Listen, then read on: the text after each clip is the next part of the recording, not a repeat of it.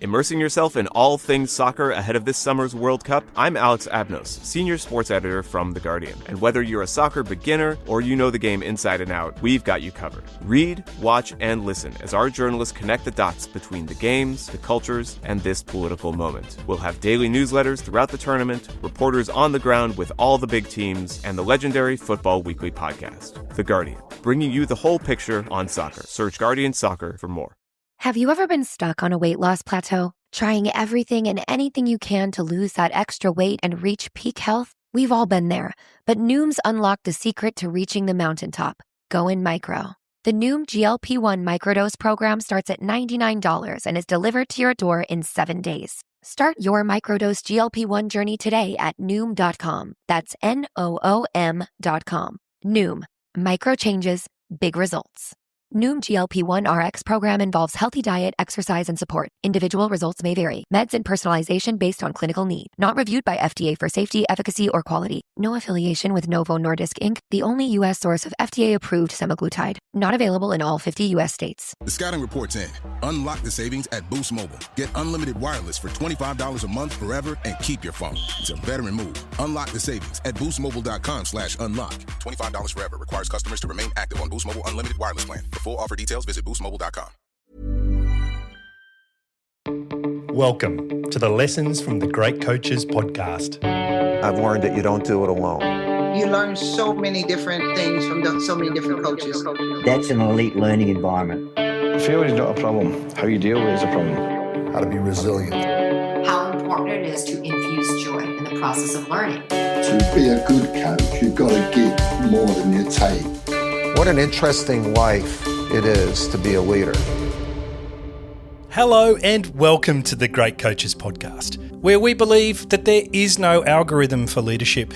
And so we interview great sports coaches from around the world to try and find ideas to help all of us lead our families, our colleagues, and our teams better. Today's episode focuses on the topic of being a champion teammate. And I'm joined for the conversation by Dr. Jerry Lynch and John O'Sullivan. Jerry received his doctorate in psychology from Penn State University. He is the author of 13 books on coaching, leadership, peak performance, and sports psychology. And in the past 30 years alone, he has worked with teams that have been a part of 54 Final Fours and 36 national championships at the collegiate and professional levels. John O'Sullivan is a former collegiate and professional soccer player and has coached for over 30 years at the youth, high school and collegiate levels. He's also the co-host with Jerry on one of the world's top podcasts, The Way of Champions. Together, John and Jerry have just written a new book called The Champion Teammate, Timeless Lessons to Connect, Compete and Lead in Sports and Life.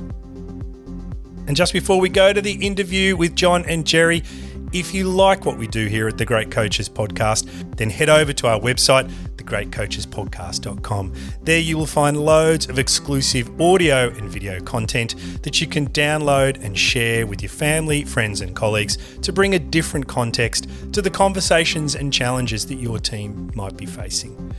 And now, please enjoy my interview with John and Jerry on being a champion teammate. You're listening to the Lessons from the Great Coaches podcast. Jerry Lynch and John O'Sullivan, good morning and welcome to the Great Coaches podcast. Thank you so much, Paul. We're excited to be here for sure, halfway around the world.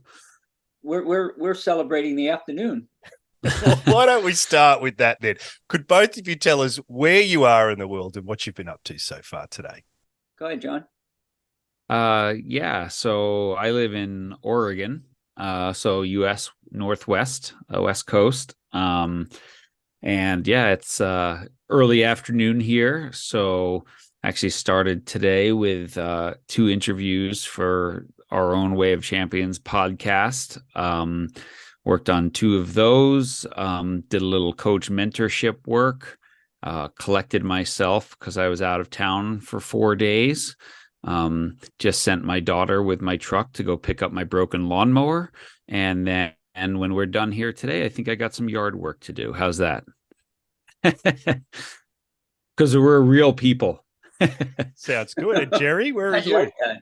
Well, it's hard to top that one. He stole my gig here. I'm in Santa Cruz, California, just down the road from John, and I'm a block from the ocean. In fact, if I open the window, I could hear the waves out there.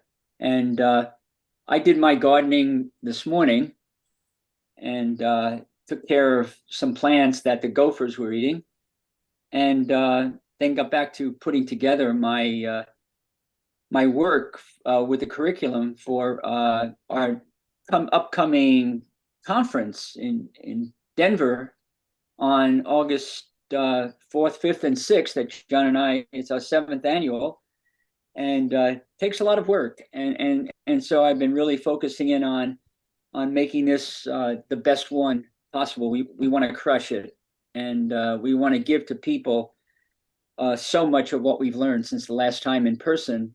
With COVID, we hadn't had a chance to be together in person, so we went virtual for the last few years, and that's wonderful, and I'm glad that we did it. But John and I are both looking forward to be there, where we could put our hand on someone's shoulder and look them in the eye and say, "You're important to us." Yeah. Well, I'm glad that I could rip you both away from the garden, book writing, mentoring, all those kind of things, to talk a little bit about being a champion teammate. We're gonna get into that and the new book as we go along. But Jerry, could I start actually with asking you a question? You've worked with some great coaches, and I don't use that word lightly. There's people like Phil Jackson, there's Dean Smith, Anson Dorrance, and of course there's Steve Kerr as well. And I'm really interested to start with asking you, from this experience, what is it you think the great coaches do differently that sets them apart? That's a great opening question. And if we had 4 hours, boy, I could really go to work on that. But I think I can put it all into a nutshell. And Phil, what really jumps off the page at me, and John, maybe you want to add to this, but all of these coaches that you mentioned, they've all won, between add Cindy Timshall and add Tara Vanderveer in there. These coaches have won at least 60 national or world championships. So the question is, how can that be? And if you ask them what was the most important game that they ever won in their on their road to a championship, they'll all agree it's the same game. It's the relationship game. And what they do, before you can win championships and before you have winning teams on the scoreboard, you could have all the talent in the world. But as Phil Jackson once said, with all of those great ingredients of talent and maybe a little bit of luck, the most important item is building a foundation of love and caring and connection. And of course, one of the names that we haven't mentioned is John Wooden. And when he retired, everyone was interested in knowing, how did you do what you've done? It's been incredible. You've won 7 consecutive national championships, on and on and on. And he said, guys, it's really easy. I have a lot of love in my coaching. So you absolutely, positively, it's an essential absolute, is what I call it, is you must build that foundation. And from that foundation, you can demand from your athletes, you can ask them to do anything. You can be tough on them, you can get in their face, you can do what you want, but they always know you're coming from love, and they feel accepted, and they feel valued and important, and they feel empowered. And when that happens, they'll go the distance. And when you have talented athletes, physically talented athletes, going the distance, Way of Champions winds up being part of 118 championship teams. And so that's it in summation. That's it in summation. John, perhaps you want to throw a little more in there? Sure. I mean, I think as the athlete, what do I want to know? What do I want from my coach? That my coach is in it for me. My coach has my best interest in mind. That my coach is really about meeting me where I am and trying to get me to another place. The more athletes you talk to, the more great coaches you talk to, that's what people want, right? And that is, I think I was having a really interesting conversation with someone this morning, and she said, leadership can be about power, or leadership can be about influence. And sometimes we have power, but we always have influence. And that a coach or a team captain or a great teammate can always have great influence if they're aware of it and they use it wisely. And I know that, hey, they're in it for me. So when I think of the best coaches I had, or the best ones I've met, there's always something about them that says they have my best interest in mind. And, right now in this conversation, I'm the most important person in the room. Right. And when you feel like that, like Jerry said, you'll do anything for someone. John, the new book is called The Champion Teammate: Timeless Lessons to Connect, Compete, and Lead in Sports and Life. John, it's a great title. It was a great read. I really enjoyed it. It was a holiday read for me. But I wanted to ask you, what was the impetus for the book? Yeah, I'm glad you like the title, because there's probably more hours and back and forth went into that title than went into the whole interior of the book, trying to figure out how are we going to describe this. But the impetus was a couplefold, right? The number one, Jerry and I do this work with teams. Jerry's been doing it for decades, and I started about 6 or 7 years ago with a couple of teams, actually all former athletes that had done this work under Jerry as an athlete and then became coaches, and we're looking to bring this to their own teams. And what was interesting about it was, we had talked about, hey, we've done a lot of work for coaches and for parents. And a lot of our teams ask, like, hey, is there a book we can read together, right? Something that we can get us all on the same page this summer. And Jerry and I said, well, we should be writing that book. There's great books out there. Don't get me wrong, but why don't we write that book with our ideas of what we know works? And so that was the impetus. And it was a super fun journey where finally in fall of 2022, we're watching the FIFA World Cup. We're seeing interesting team dynamics. We're both not traveling or didn't have a lot on our schedule for a couple of weeks. And I said, Jerry, we should get this. We should start writing this book. And so we agreed, and we hashed out like a bunch of topics for chapters, and we split them up. And then I put it aside and went about, my life. And then a couple of days later, Jerry sends me 50 pages. He's like, here you go. I was like, oh, I've written 0 words so far. I better get to work. And so that was my impetus for the book, was trying to keep up with Jerry.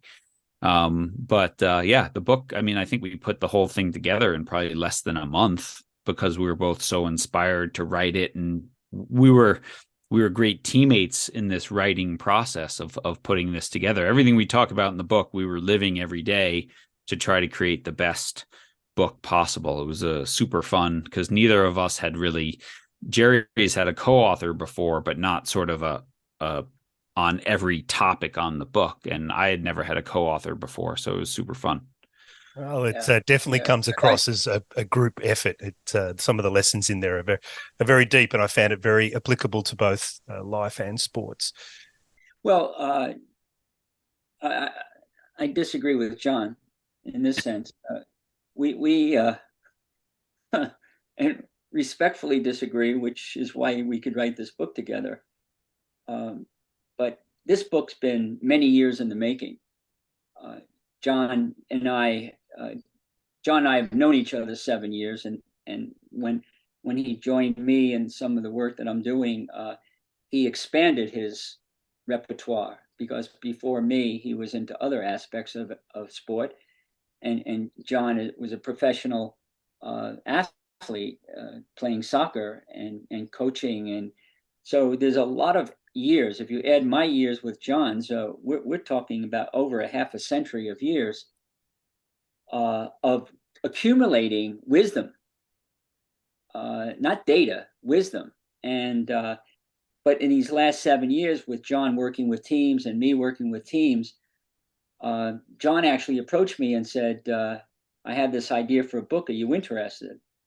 And he told me about writing a book on a teammate. And I'm always interested. I'll never turn something down with somebody if I respect them and I feel good about them. And so secretly, I didn't tell John this, but if we're going to write a book about a teammate, this is really going to test our relationship and see if we can be exactly what we're writing.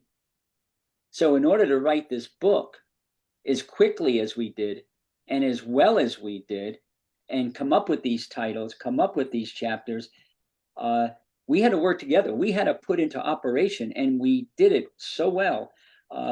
We had to be selfless. We had to be flexible. We had to be leaders with each other. Some days John would lead, and I'd follow. Other days I'd lead, and John would follow. And I must say I did a lot of following on that title. But I'm glad I did. I mean, I trusted John. And so trust was another issue. So many teammates in sports, they don't trust each other. And you got to trust each other. And that trust comes from certain behaviors. And John and I wrote down in this book the specific behaviors that you need to demonstrate as a teammate if you're going to win the trust of everyone in the organization. And so it was kind of the backstory to the book is it gave us an opportunity to see if we could walk our talk and live what we're trying to teach. And by the way, I always feel that's what I want to do in life. When I'm at a conference, I might be teaching about leadership, but I want to be the leader that I'm talking about. And to be that leader is much more powerful than to give you the seven steps to becoming a transformational leader. You know what I'm saying, Paul? Yeah. Well, let's jump into some of the content in the book, Jerry. And if I could start by asking you a question, because you talk about a lesson that you learned from Dean Smith, the great basketball coach, which you summarized as feelings equal function. And it caught my eye a little bit because it's not a term I'd heard before. And I'd like to ask you, Jerry, how can people apply the learning that you talk about in the book to their own teams? Well, let me talk about that feelings equal function. I've known intuitively that for myself, as I feel is how my performance will go that day, whether I'm being a dad or a partner to my wife or here on the podcast. I mean, I can't come on this podcast and function at a high level unless I'm feeling good. And what are those feelings? I'm feeling confident. I'm feeling important. I'm feeling valued. I have the feeling of being empowered. I have the feeling of being respected. And when you have these feelings, you have to agree with me, your level of functioning is going to be higher than if you were pessimistic, downtrodden, depressed, feeling worthless, lack of confidence. Your performance is going to be down. And so I've intuitively known this forever. For some reason, I'm a feelings guy. I get it. I see myself in life and how I function. But then I start reading and doing research, and I realize that science is behind what I'm feeling intuitively. You know, they caught up to what I was feeling for 30, 40 years. And now you have these articles that are written in scientific journals, then they're talking about how your function in life and how your performance is directly related to your central nervous system and what's going on inside and the feelings that that's creating in your brain and what have you. And as if this is some kind of new discovery. Well, it's not new to me. And I'm really glad that we have a little bit of background scientifically to show that's true. But I experienced that personally firsthand from one of the most iconic coaches that ever lived, and someone I admired, who many of your listeners might have heard of, who is Coach Dean Smith at the University of North Carolina. Aside from winning all the championships that he's won and what have you, I just wanted to meet him. You know, I just wanted to walk into his office and tell him how much I admired him. and how honored I was to be with him, and how much he had taught me from a distance. So I set up an appointment. I'm working at the University of North Carolina with other teams, and he's retired, but he still has an office there. He comes to work every day, and I walk in, and the secretary goes to the back room and says, "I'll go get him. He'll be right out." And I said, no, I'll set an appointment. And she said, "You don't have to. He wants to see you." He came walking out, and he came over to me and he said, "Dr. Lynch, I just want you to know how honored I am to be in your presence. I hear about all the good work you're doing, but to meet you firsthand is like a gift." Now, this is how I'm feeling toward him. And he's telling me this. And he goes on, and he tells me about all the good things that he's heard about what I'm doing with the lacrosse team or the soccer team or volleyball or whatever I was working with. And honestly, Paul, I felt like I was the single most important person in his life ever. Now, intellectually, if I go to my head, I know that's not true. I mean, come on, I can't be. He doesn't know me that long. But he made me feel that way. And that's the key word. I felt important. I felt relevant. I felt valued and empowered. So empowered that I went out, and after I left the next year, I wrote and published a book called Coaching with Heart. But the main lesson that I learned from that meeting was, when I feel a certain way, I'm going to perform in a certain way. And that's why I was able to write that book. I had tears in my eyes, tears of joy, that even though my 13 questions that I had for him never got asked, they all got answered in a very strange way. And so that story is really powerful. I got a book out of that, and I continue. At that point, I realized I have to make a little shift in my work with my teams and my coaches and my leadership. And he was totally responsible for that shift. Well, John, can I build on Jerry's great answer there about feelings equal function by talking about service? Because you had a definition of service in the book that it connected with me very deeply. You say service is not about servitude or catering to all the wishes of your teammates. It's about valuing them and adding worth to their lives. It's a great sentence, or great two sentences rather. Could you tell us about how you came to develop this view? Yeah. Well, it's interesting. I think where we talk or we hear, we read a lot about servant leadership, which is sort of me below you. And I think Jerry and I have there's like a little nuance to it of service leadership, where I'm doing things for selfless reasons to add value and add worth to your life and add value and worth to my life as well. I think this is what we do as parents. Hopefully we're not our kids' servants, but we act oftentimes all day in service of them. And being in service of someone does not mean catering to their wishes, right? My kids didn't get to eat pizza every night of their childhood, right? So by acting in service of them, I taught them that vegetables might be an important part of their diet. Not always successfully, but that's acting in service of them. I as a parent, had to hold high standards. I had to say no. I had to say that's not the right thing in this situation, right? That's not catering to their wishes. That's saying I'm looking out for your best interest. And so I think that selflessness and that service attitude, that is what great teammates do. And I'm always, there's a very well-known now former military leader in the U.S. named Jocko Willink, and he wrote a book called Extreme Ownership. I don't know if you've read that or if it was popular in Australia or not, but it's a really, really good book, and he's got an interesting podcast, and he talks about this. And someone asked him, he was a Navy SEAL, and I think you could make a pretty strong argument that there's not a more high-performing team in the world than the Navy SEALs. And they said, what's the number one quality of a SEAL? And he said, look out for your teammates first, right? Because if I'm the best shot, if I'm the strongest, if I'm the fastest, but I have your best interest in mind, then all my skills that I have go to serve you. And all the skills that you have serve me, right? So now the fact that I'm strong or fast or a great shot or whatever, that helps us all.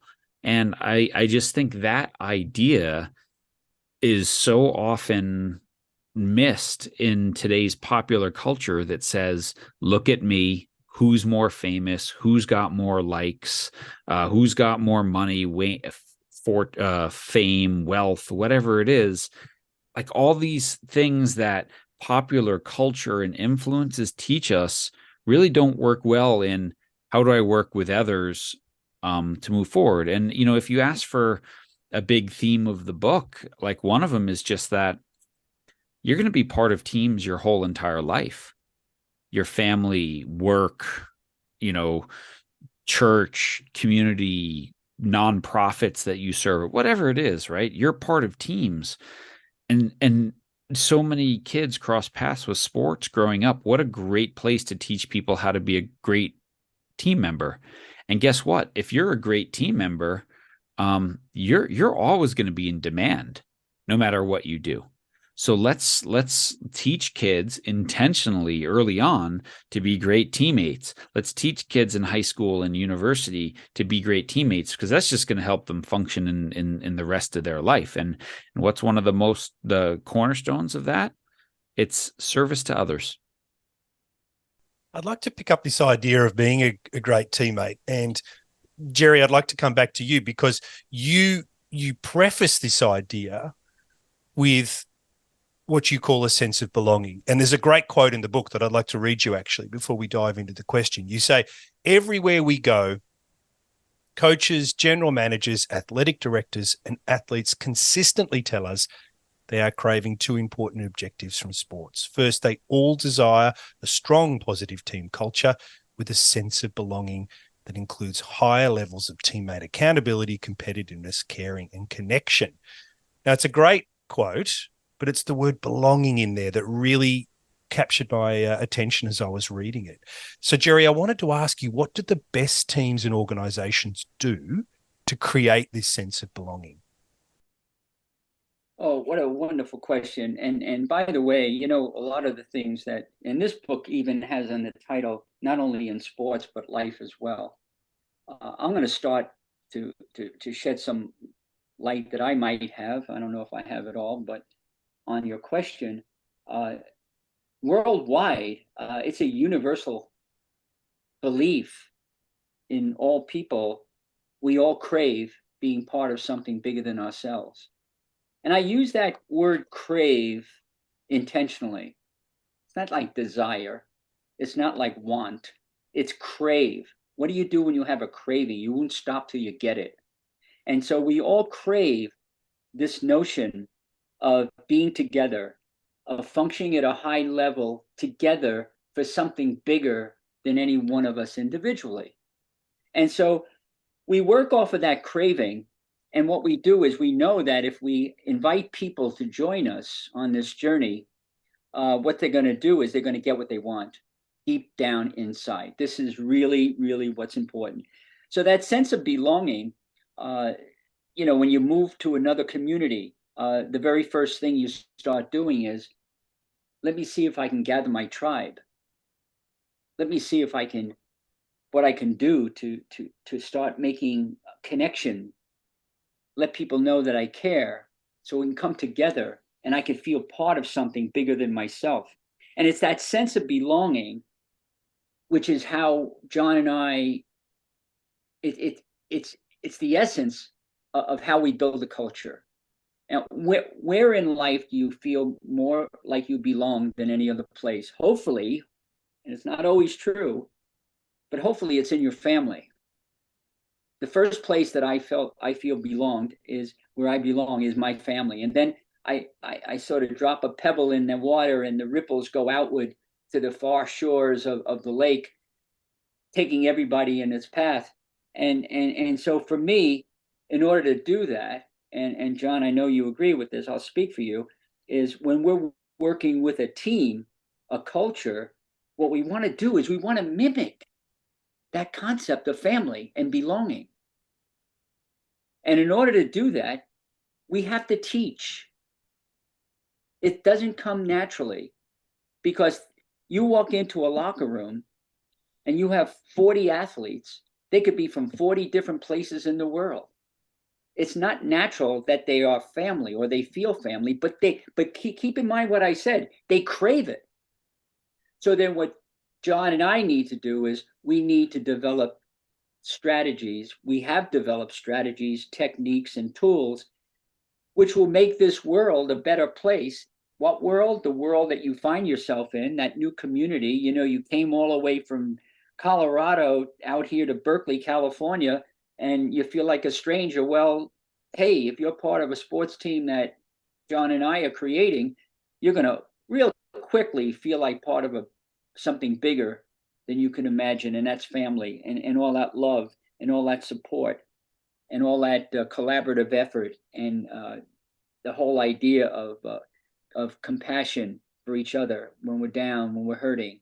And so yeah, it's taught. And you know, we give exercises where we can become very aware of the power, each one of us. Even if you're 18, 19, or 20, you become aware of the power to influence your teammates. And that's why we wrote this book.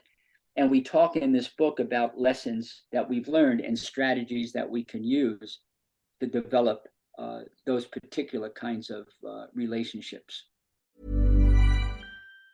Business is booming, but you know what really helped? Xero, the accounting platform for small businesses. I used to think unpaid bills were just part of it. Ugh. But batch payments? Wow. Automated accounts payable? Even better. All in one place. That's a big one. And I can keep track from my phone while I get the job done. No bills in sight. What a life. Do right by yourself and your business and search Xero for your free trial. Conditions apply. Immersing yourself in all things soccer ahead of this summer's World Cup, I'm Alex Abnos, senior sports editor from The Guardian. And whether you're a soccer beginner or you know the game inside and out, we've got you covered. Read, watch, and listen as our journalists connect the dots between the games, the cultures, and this political moment. We'll have daily newsletters throughout the tournament, reporters on the ground with all the big teams, and the legendary Football Weekly podcast. The Guardian, bringing you the whole picture on soccer. Search Guardian Soccer for more. Oh, it's a terrific answer. And John, I'm wondering, have you got any other examples of what great teams do to try and create this sense of belonging? I mean, I think great teams are, you know, people who get a chance to weigh in are more likely to buy in. So great teams aren't these authoritarian, you know, you're brand new, just shut up and sit in the corner, right? They give people a chance to weigh in and understand. Now, they also have agreed upon standards and values that if you want to be part of this group, well, you signed up to be part of us, right? You didn't sign up so we could all be more like you. So I think great teams sort of incorporate people in, and then they teach them this, culture is how we do things here. Culture is what happens when there is no coach around or there is no leader around. And so, we bring in people and say, you've become part of something special and bigger than you. And maybe it's different than anything you've done before. Let us teach you about it. Right. And then let us hold you accountable to it. And I think great teams, they create this sense of belonging and atmosphere, but then, they don't talk about things they're not willing to hold each other accountable for, that they're not willing to hold themselves accountable for. I think the coaches and the support staff of that team also have to do the same thing and be held accountable and things like that. And I think one of the things that creates that sense of belonging is also this idea, like, there's no team that doesn't have problems or issues or conflict or disagreements, right? These exist in every high performance environment. But what the best teams do is they acknowledge the elephants in the room, or, we read a chapter in there called Pet the Dragons, right? They acknowledge the dragons and they pet the dragons. They keep them small and cute, and they don't let them take over the locker room. They don't let them take over the clubhouse. And what other teams tend to do is they know the problem's there, but they sort of, do the ostrich and they stick their head in the sand and hope it goes away. And every once in a while it goes away, but more often than not, it just simmers under the surface until it explodes and the season falls apart and the team with great potential doesn't reach it. And you can point back to something that happened 3 months ago, 4 months ago, 6 months ago. And you're like, what happened there? Oh, well, we just didn't address the issue, and it's just built up and built up and built up. So, you don't avoid conflict in high-performing teams. You acknowledge it, you talk it through, and then you have this respect and love for each other that when we leave this room, we move forward. Even if I don't agree with the solution, I got to participate in coming up with one, and now I have to agree that this is what I'm doing moving forward. And, I think about my own experience as an athlete. I think about my own experience as a coach, and how you can feel so uncomfortable when this thing is simmering below the surface, and it's just easier in the moment to walk away from it, but it almost never makes you a better team. It's pretty much always makes you a worse team. And so one of the things we teach is just to acknowledge those things. They're real. And the fact that your team has them, congratulations, you're normal. You're just like everybody else. You're not special. What makes you special is having the courage to discuss them and grow from them. I was just gonna add to that, John and Paul. Specifically, if you're asking about belonging, there's only one way to feel like you belong, and that is to feel connected. And so that's a journey. So when you show up right away, you might not feel connected. But if you're made to feel like you belong, then you'll start feeling connected. When you're connected, you feel like you belong. So some of the things we do, like we have a whole section, that first section in the book is called Connection or Connect.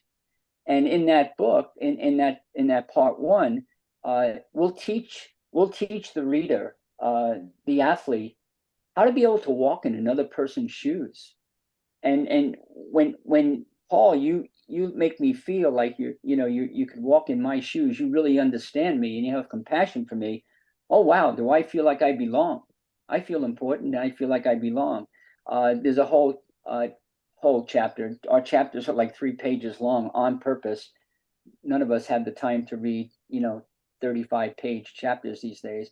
But to be an elevator, that means you're a person who, when I walk into a room, I want to be an elevator. What I want to do is elevate your feelings. I want to make you feel important. I want to do things that make you feel empowered. We teach that in the book. And that's the important point, is that we're not going to leave you out there with a concept and just put belief on the wall or be an elevator on the wall. We're going to show you, okay, here's how you can be that way. And by being certain ways, you're going to enhance the possibility and the potential of actually feeling like you belong. And it all comes from the umbrella of creating a family atmosphere. So oftentimes our teams understand when we talk about La Familia, we're talking about the family, we're talking about connection, we're talking about belonging. And boy, when I feel that way, I'm going to go out on a Saturday afternoon and I'm going to freaking kick butt. I'm going to go out there and I'm going to make sure that I lay it all out on the field, because you're my brother and that's how I feel. And I'm going to do it for you. John, can I come back to something you mentioned just before? You talked about being uncomfortable. Now, the book is jam-packed with stories. As Jerry just said, there's lots of great practical stuff that you can use as stimulus to talk about together as a team. Indeed, that's the structure of the book. But I want to zero in on being uncomfortable. Is there a story you could share, a small anecdote, where you have found a team that's pushed themselves into being uncomfortable and it's led to better performance? I mean, I can think of lots of examples, but the one that just pops into my head first, and I have to say, right, as an author, Paul, it's like whenever people are like, oh, maybe we're on page 200 when you wrote this, and you're like, oh God, no. Right. So thanks for not saying that. Because I was getting very uncomfortable there for a second. But I was just, the story just kind of popped into my head as you were saying that was an NCAA team that I was working with. It was a field hockey team, and we, have a very good team, and we were sort of perennial top 20, but couldn't crack that top 5, top 10, and we were good, but not great. And in 2020, so that's a fall sport and in the university season, and then you have a shorter spring season. So in 2020, when COVID hit and excuse me, everything shut down, this team, we all were on a Zoom, and everyone got sent home to the different places that we have a bunch of internationals, and some of them didn't go home because they didn't know if they could get in their own country or get back into this one or whatever. And but we would just collect and talk on Zoom and stuff, and then we just said, like, all right, we have no idea right now what's happening here. What's going to happen? Are we going to have a season next fall? If we do, what's it going to look like? And we said, but we also know that we are not at the level that we say we want to be. So right now we can take this time that we've been given off, and we can turn it into the off season like everyone else, or we can turn it into what we call investment season, and that we all make a commitment to just invest in myself, because that's an investment in the team. And what's it going to look like if all of us do that, and someone gets a little faster, and someone becomes a better passer, and someone gets, better on penalty strokes or whatever it is, right? And the team was like really unanimous. They were like, investment season, right? And now my job there is not to teach hockey. I can't teach hockey, but my job is, okay, and I'll make this investment in helping us all get together and feel more belonging and feel like a stronger part of this group, right? And that's all of our investment. And we did that, and it was awesome, right? And it was awesome to see what happened there, because all of a sudden when we came back out, we cracked, we had played like a modified season, and we cracked the top 10 for the first time. And then we're like, okay, and now what can we do next? And then that next fall, we all of a sudden, there we were, the fall of 2021, we ended up becoming the first team in our university's history to win their conference. We became the number 1 ranked team in the nation. And it wasn't because of what we did that month. It was because of this willingness to be uncomfortable at a time when most people said, let me just make myself as comfortable as possible. This group said, no, let's be a little bit uncomfortable here. And I think this is such a challenge as a parent. The thing I hate the most is when my kids are uncomfortable, right? From the moment they're born, they start crying. How do I fix it? How do I make it stop? Right. And yet as kids get older, as people get older, we know that growth only comes in discomfort, right? Growth does not happen when it's easy. Growth happens when it's hard, when it's challenging, when it's frustrating. And so many teams are so uncomfortable with that they avoid it. And they push back against coaches that try to make them uncomfortable. And then they get the same mediocre results year after year. And so one of the things in this section on the book called Competing, we talk about, you want to be a great teammate, you have to be comfortable being uncomfortable, right? You have to be willing to suffer a little bit. That's the only road to the top. There's no easy pathway. And we do kids a disservice when we make them believe that. And it's just one of those things. You're a university freshman, and there's a senior, and she's played 100 games and you've played none. Well, you're not going to be her, right? And how are you going to get there? You're going to do the reps, and you're going to play 100 games. And in 4 seasons, you could be her, but you're not going to be that today. So start getting uncomfortable right now. And I don't know. I think kids get it, right? Adults get it. And our job as a coach then is to step in and say, come on, let's push a little harder. Let's do a little more. And people don't always appreciate you in the moment for doing that, but they do 10 years later. Yeah. They do 10 years later when their sports career was successful or their business career is successful. They're like, thanks for that, because that's stuck with me. What John just said, being uncomfortable. One of the things that I like to do when I walk in with a team to convince them of that, I make this statement, and I can make it because I've been part of this. I can say to them, becoming uncomfortable is not going to guarantee that you have a successful season. But if you're not willing to get uncomfortable, you'll never have success. And all of those championship teams that we referred to before, the 118, 15, 18, or whatever, I can guarantee you every team that I've ever worked with that has won a championship were willing to do what John said. And there's his team that he worked with became number 1 in the country. We're lucky. We're lucky we know this because so many teams don't. And that's an incredible advantage to know that you're going to invest your time and your effort in yourself and your team and become uncomfortable, and knowing that you will never, ever reach your full potential without becoming uncomfortable. So you make the choice. I walk in and tell these athletes, you choose. You will never be the best version of yourself if you're not willing to be uncomfortable. But if you become uncomfortable, you still might not be the best version of yourself. So I just want to have a caveat there so that they don't think I'm promising something I can't. But I do know that you'll never, ever be the best version. You'll never be the best team. You've got to be uncomfortable. Absolutely. Jerry, you, in your previous answer when we were talking about belonging, you said la familia. I'm sorry, my Italian's not great.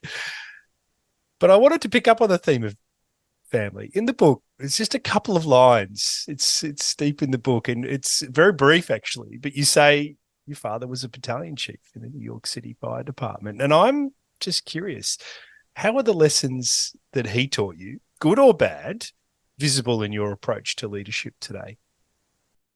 Well, that story about my dad is in the book because John thought it was a good story. I thought it was a good story, but I didn't know whether it was book worthy or not. Now that I put it in there, it's like, holy Christmas. It's like, how could I have missed that?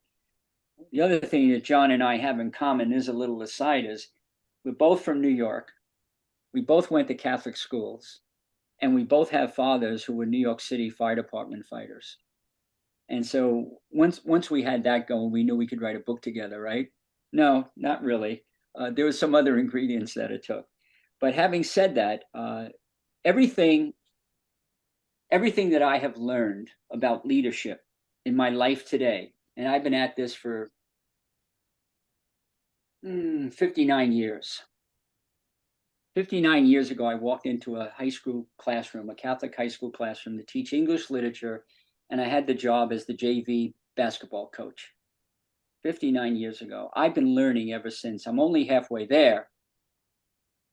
But on that journey of life, the very first exposure I had to leadership and everything that I could have stopped learning then, and I probably would have had enough, was from my dad. Being a battalion chief, man, I was the luckiest kid in the neighborhood. During the summer, I would get to go to work with him 1 day a week. And I'd sit in back of the chief's car and we go to a fire, and he'd jump out and he'd survey the whole situation and see that, this officer over here, this captain or this lieutenant or whatever, they just weren't doing the job. And they were just shouting orders and people didn't know what they were doing. My father said, look, follow me. This is how you do it. Here I go. Into the burning fire, carrying the hose, encouraging the athletes. They were athletic, encouraging the firefighters, empowering them, telling them right there, I could hear it. I know you could do it. I believe in you. Get in there. Oh my God. I would have run in there at 12. And so he had all of these qualities. And when the fire was over, we go back to the firehouse, and maybe there'd be lunch, and he'd be sitting around the table. And what my father did as the leader was he would point out how proud he was of the group and the team, and what they did that really worked well, and what they could do to make it even better. Well, these are all things that I absorbed. And here I am, how many years later, having the experience of teaching high school, of being a naval officer in Vietnam, having many years of experience with leadership with teams and what have you. And, you know, it's all the same. He had the relationship game down, and he built a culture that was made. He created good teammates. All those firemen fought for each other. They all helped each other through his leadership.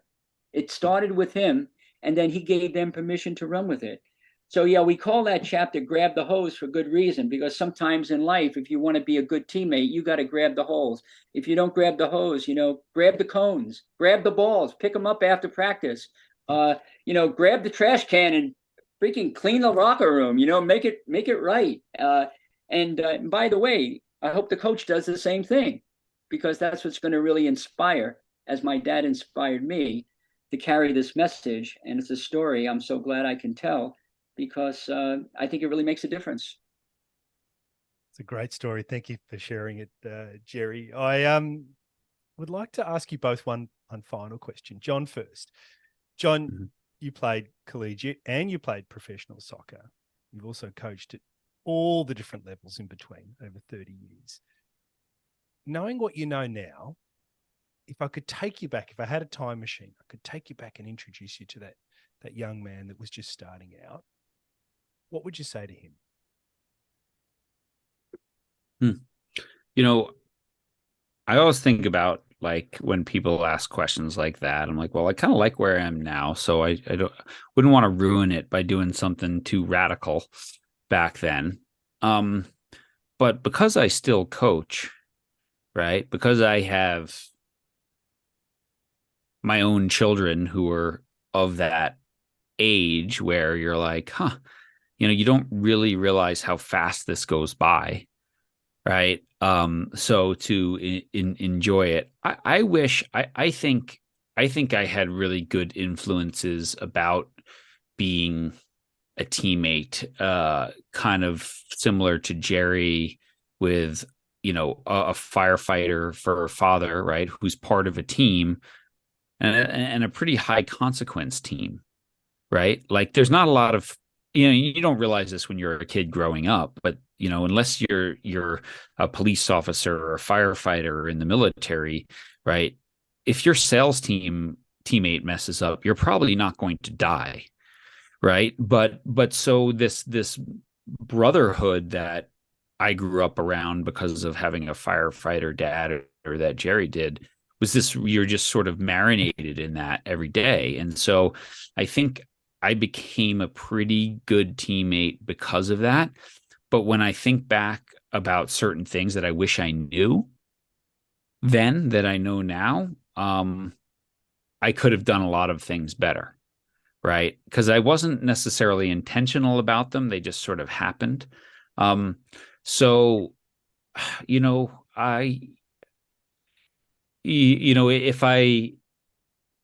the advice that I give to a lot of kids who go and maybe play collegiately or have the chance to play after, the advice I give them is play as long as you can. Because, you know, you can do this when you're 23, but you can't do it when you're 50. You can't change your mind when you're 53 and go, oh, you know what, I'm going pro again. So, you know, I don't think anyone ever regrets going for it and trying to get to the highest level that they can.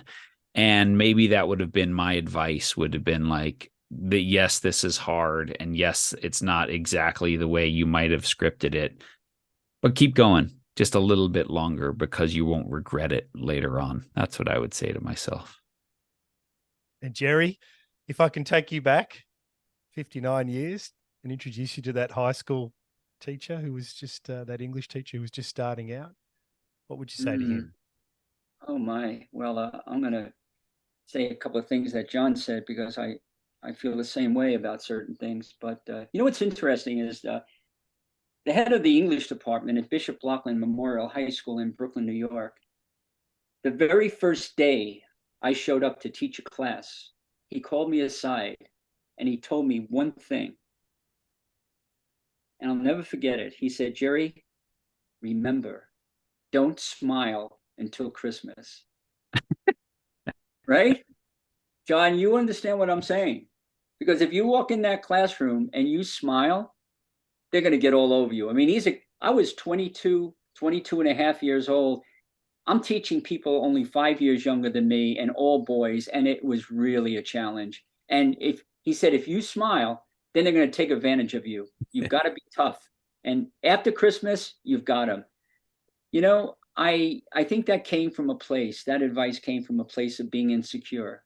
And I was insecure. There's no question. But I think that teacher who told me that was also insecure. Because if you are secure and you know what we're talking about now and what I've learned, you could smile all you want. Because if you know your shit and you know what you're doing, no one's going to disrespect you and no one's going to take advantage of you. And you can smile all you want. In fact, it's probably even better if you smile. It probably relaxes the kids more and they probably won't misbehave and all of that kind of stuff. So if I had it to do over again, I would like to try that just to see if everything I've learned really is true at that level.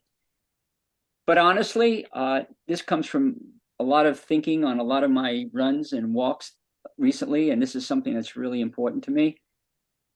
At my age, you start thinking back on your life and you start thinking about regrets that you have, that terrible word, regret. I've come to the conclusion that I don't regret anything. I really, really don't regret anything. And I wouldn't change a thing. And the reason is, this is what I've come up with. Now, I'm not saying I'm right. I'm just saying how I feel right now. I feel comfortable being in this headspace or heart space, maybe more appropriately, in that when I look back and I connect all the dots, all of my failures, all of my setbacks, all of my mistakes, all of my decisions that I thought were bad, every single one of those times in my life is responsible for where I am right now. And I love where I am right now. So if you take out one of those factors, I might not be where I am. I mean, I've gone through a lot of hardship. Everyone goes through hardship. If you're looking at some people and you think they've got the world in their palm, that's not true. Everyone suffers. Everyone has problems. Everyone suffers. We all do.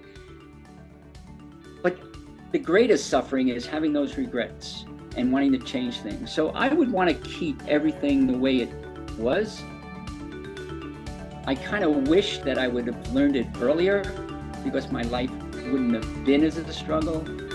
But at this point in time, all those struggles, really, really, all those losses competitively, all those rejections from books being rejected by publishers, all of the decisions I made, and I've made some decisions that people would say, how did you ever do that? That's so unlike you. Well, it's not. It is like me, and I needed to do that because right now, where I sit is the result of all of those setbacks, errors, mistakes, failures, rejections, and what have you. So, yeah, here I am. Smiling more, struggles and heart space. Feels like a pretty good place to conclude. John, Jerry, thank you for spending some time with us this morning. I thoroughly enjoyed it. The book is a great read. It's very easy. There's lots of practical advice in there, and I will put the links in the show notes for everybody to help discover it as well. Thank you so much. Yeah, this was super fun. Thank you for the great discussion. Yeah, and you're one of the few podcasts that really put us on the spot to do most of the talking. So here we are. Thanks, guys. Hi, everyone. You have been listening to On Being a Champion Teammate with Dr. Jerry Lynch and John O'Sullivan. I hope you got a lot out of their practical advice and stories and found a few ideas that you can bring to your own dinner table, locker room, or boardroom table for discussion. When I listened back, some of the key highlights for me were how great teammates are always in demand in the teams, families and communities they are a part of. So learning this skill is an important part of life. The idea that feelings equal function, and the terrific story about Dean Smith that Jerry shares to illustrate this. And how a leader can always have power, but not always influence. They have to earn that through the relationships they have with the team members. I hope you enjoyed it as much as we did. And just before we go, if you have any feedback, then please take a minute to let us know. The interaction, the messages, the comments from the people around the world who listen gives us great energy and keeps us going. All the details on how to connect with us are in the show notes or on our website, thegreatcoachespodcast.com.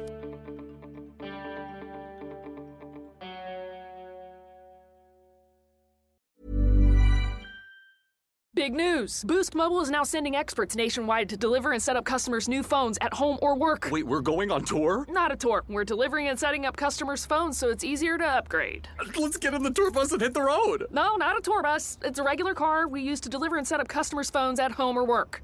Are you a groupie on this tour? We deliver and set up phones. It's not a tour. Oh, you're definitely a groupie. Introducing Store to Door. Switch and get a new device with expert setup and delivery wherever you're at. Delivery available for select devices purchased at boostmobile.com. Business is booming, but you know what really helped? Xero, the accounting platform for small businesses. I used to think unpaid bills were just part of it. Ugh.